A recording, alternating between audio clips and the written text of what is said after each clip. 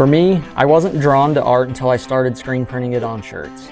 I started realizing how hard screen printing is and how hard recreating people's art actually was. Once I took a deep dive and became addicted to translating art from a computer to a shirt, I gained a passion for art, great art, and recreating that. Since then, I've been drawn to art and working with some of the best artists in the world.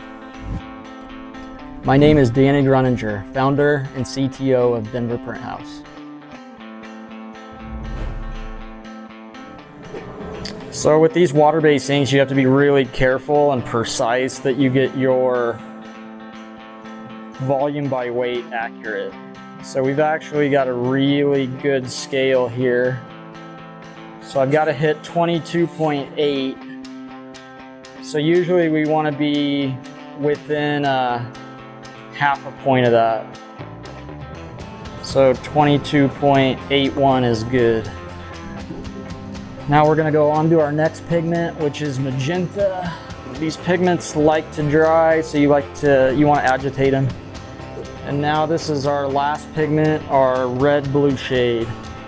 We're gonna get 5.88 grams of this. So here at Denver Print House, we've spent a lot of time dialing in our pre-press to where the jig that we put on the press to line up the screens, it matches our direct-to-screen identical.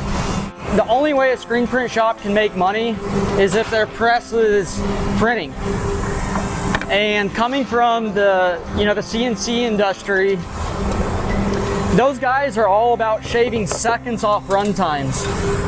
And I've always had a saying that seconds end up being minutes, minutes end up being hours, hours end up being days, and days end up being dollars. So now we're gonna go through. What I'm doing now is I'm dropping our screen down into our registration palette and I'm locking it in. Rock's got a really cool feature called the go-to. I can bring that palette all the way from printhead 1 over to printhead 4. So in the CNC shop, they do a lot of lean manufacturing. So they're measuring how far the operators are walking to the press, or in their case, the CNC machine. And we've kind of taken a lot of those concepts and done the same here. Really the best way is just to separate some art on your computer, burn some screens, make some inks, get out on the press, lock your shop doors, try to leave all the distractions behind you, and just start playing around. You'll be amazed of all the different techniques and little shortcuts and cheats that you'll find when you just get on the press and start playing around with things. Technology's definitely changed over the years. We have better screens, mesh, inks.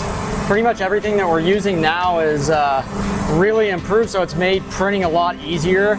And it's kind of bridging the gap between standard printing and digital. And then what's really cool now is just combining the two. So now we've got hybrid, which is combining a screen printed underbase with digital top colors. And doing that, you get really good adhesion to the garment, really good adhesion to the fabric.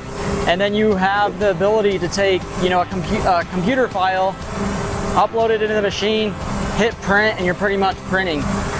When I came into the screen print industry, I was really into separating artwork. So I would see a piece of artwork on the computer and I would look at it. How many colors are in it? What do I need to do to blend to make all those different various colors?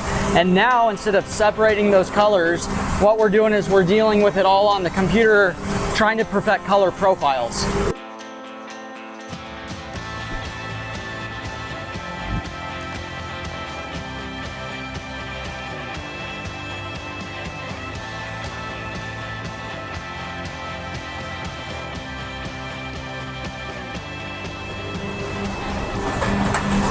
So one of the things that I've learned over the years that have really kind of got me to the level that I'm at now is just by honestly breaking the rules.